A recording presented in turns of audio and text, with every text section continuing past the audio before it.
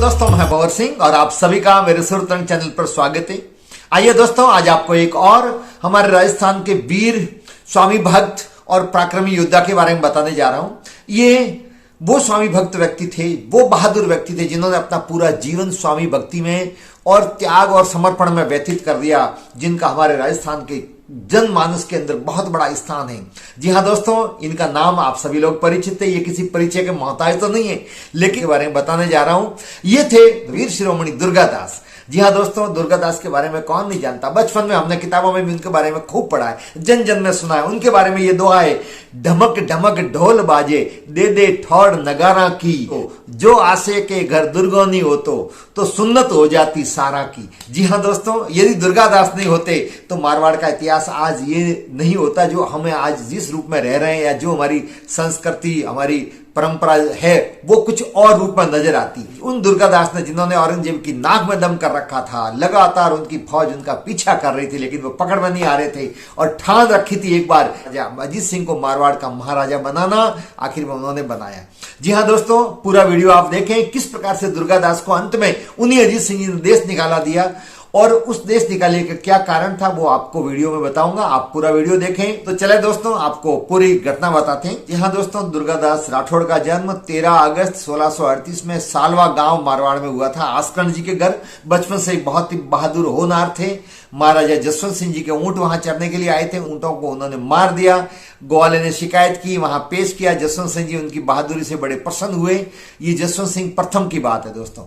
तो और फिर बाद में उनको वहीं पर रखा, जिसका मैंने पूरा एक वीडियो बनाया उनके जीवन परिचय का, तो आप वो देखें। अब जसवंत सिंह जी औरंगजेब के निर्देशानुसार काबुल में गए थे युद्ध के लिए। उनकी रानियां भी साथ में थी, वहां पर वो वीरगति को प्राप्त हुए।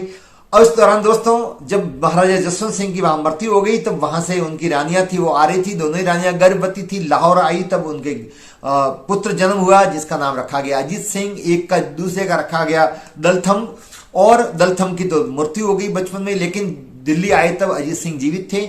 औरंगजेब की नीयत खराब थी, उसने उनको कैद कर रखा था और वहां से छोड़ नहीं रहा था। मारवाड़ पूरी खालसा कर रखी थी। ऐसे में दुर्गादास राठौड़ ने सभी सरदारों से मिलकर के निर्णय लिया कि किसी भी हालत में अजीत सिंह को वहां से छुड़ाना है। खूब कोशिश की, वहां मिलने भी गए, लेकिन औरंगजेब ने एक नहीं सुनी। अंतोगत्वा और मुकुंदास खीसी, दुर्गादास राठौड़, गौरा दहाय और अन्य सरदारों ने मिलकर के योजनाबद्ध तरीके से उनको वहां से निकाला, फिर कालंदरी में लाकर के रखा, और फिर वो पाल पोस के बड़ा किया। संघर्ष चलता रहा। जब तक औरंगजेब जीवित रहा तब तक उनको मारवाड़ का पूरा राज्य नहीं मिला, लेकिन औरंगजेब की मृत्यु के बाद में फिर वो मारवाड़ के महाराजा बने, जो मैंने पूर्व के वीडियो में पूरा बताया है। जब दुर्गादास जी ने अजीत सिंह जी के लिए अपना पूरा जीवन समर्पित कर दिया, उन्होंने न दिन राय देखी न रात। दौरान दोस्तों, उनके समर्पण और त्याग के कारण से एक बहुत प्रचलित दोहा कहा गया दुर्गादास के बारे में। 8 पहर 64 घड़ी, 8 पहर 64 घड़ी गुड़ले ऊपर वास, 8 पहर 64 घड़ी गुड़ले ऊपर वास, छैल अणीसू सेक तो बाटी दुर्गादास। अर्थात 24 घंटे वो घोड़े पे ही यात्रा करते थे। पूरा जीवन घोड़े पर ही बैठ करके उन्होंने बिताया। अपने स्वामी भक्ति में ही लगे रहे। उसके लिए न उन्होंने दिन देखा, न परिवार की चिंता की, न स्वयं की चिंता की। इतना समर्पण, इतना त्याग, इतना बलिदान आज के जमाने निस्वार्थ सेवा कहीं पर भी देखने को नहीं मिलती। और इतिहास में भी हमें बहुत ही कम ऐसा देखने को मिलता है कोई महान व्यक्ति जिसने स्वामी भक्ति की इतनी विशाल कायम की हो। उन्हीं दुर्गादास को दोस्तों आगे जाकर के देश निकाला दे दिया। जी हाँ दोस्तों, मारवाड़ से उनको निष्कासित कर दिया गया। अब उसका कारण क्या रहा बताता हूं। जी हाँ दोस्तों, जब अजीत सिंह जी बड़े हुए तब भी दुर्गादास जी निरंतर उनके संरक्षक बने हुए थे, कंधे से कंधा मिलाए हुए थे, छाया की तरफ साथ में रहते थे, क्योंकि खतरा निरंतर बना हुआ था। और फिर अजीत सिंह जी बड़े पराक्रमी वीर योद्धा थे। उन्होंने और जय सिंह जयपुर ने मिलकर के सांबर पर आक्रमण किया। विजय हुई। विजय के बाद में जब डेरा वहां लगा तो सरदार साथ में थे, उनके डेरे अलग थे, और दुर्गादास जी ने अपना डेरा उनसे दूर लगा रखा था अपने सैनिकों के साथ में।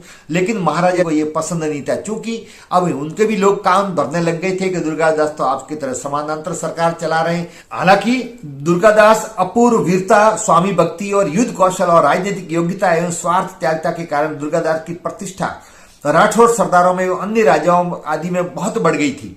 इसके कारण से महाराजा अजीत सिंह जी कहीं न कहीं मन में ईर्ष्या का भाव रखते थे और उनको वहां के सरदारों ने, सामंतों ने उनके विरुद्ध कान भी भर लिया था कि ये तो समानांतर सत्ता चला रहे हैं, आपके निर्देशों के अनुसार नहीं चल रहे हैं।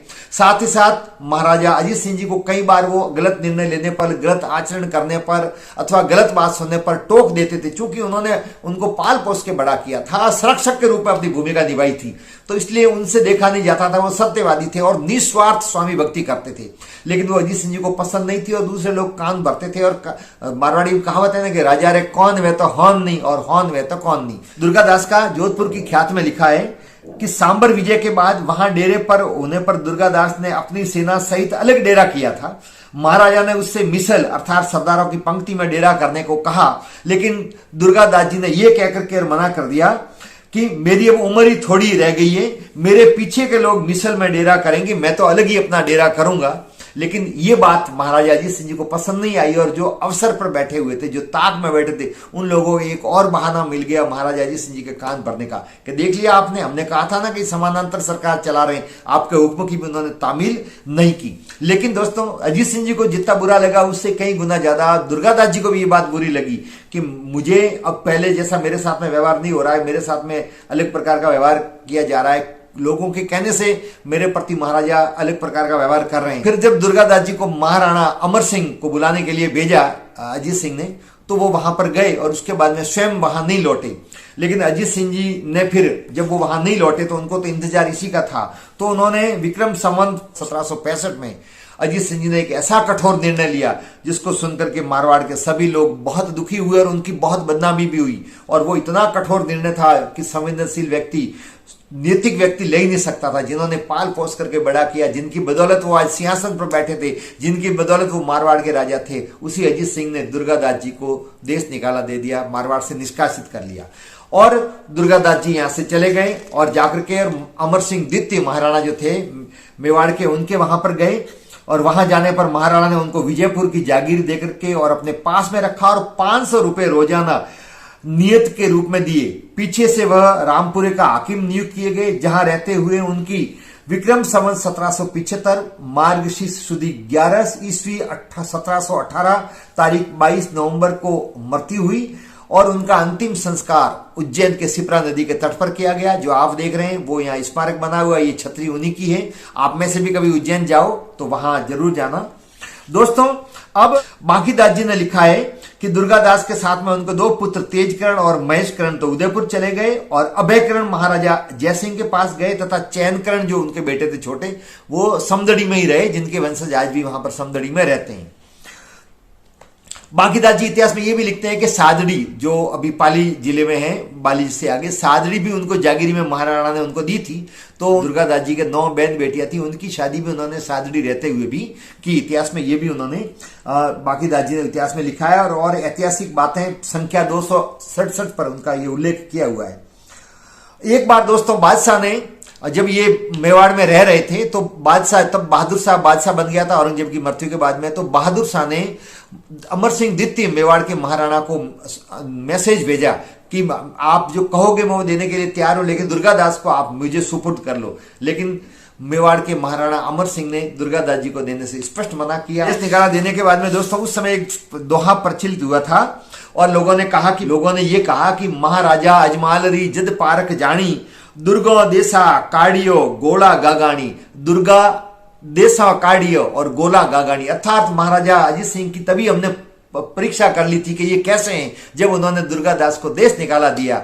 और देश निकाला देने के बाद में जो गांगानी गांव उनको जागीरी में था, वो उनको जागीरी जब्त करके और गिरी उनको दे दी। इस प्रकार से लोगों ने दोहा के रूप में भी उनको कहा, खग वालो वालो प्रभु वालो मरुधर देश और शाम धर्म सदा वाल्यो नित वाल्यो नरेश, कि मुझे तो मेरा मारवाड़ पसंद है, मुझे पसंद है मेरा नरेश अर्थात मेरा राजा, मुझे पसंद है मेरा धर्म और मुझे पसंद है मेरी स्वामी भक्ति, इसके अलावा मुझे कुछ भी पसंद नहीं। इतने स्वाभिमानी व्यक्ति को भी अंतोगत्वा अजीत सिंह ने देश निकाला दिया।